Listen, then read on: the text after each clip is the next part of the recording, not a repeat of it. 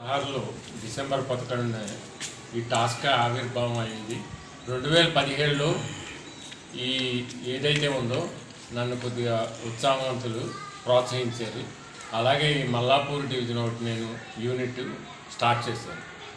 ఆ యూనిట్ ఎలా అంటే 100 మందిని ఒక నెలలో జాయిన్ చేసి మా నరసింహరావు గారు మా అధ్యక్షుల వారి ఆధ్వర్యంలో మేము దాన్ని ప్రోత్సహించాం. చాలా బాగా జరిగింది.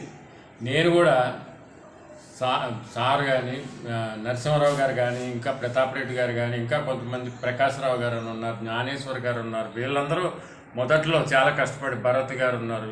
వీరంతా కష్టపడి దీన్ని తీసుకొస్తే శాఖలు అలాగా ఎంతో ప్రోత్సాహంతో ముందుకు వెళ్ళిపోతూ ఉంది. ఈరోజు 2,11,000 మంది సభ్యులు జాయిన్ అయ్యారంటే ఇది మా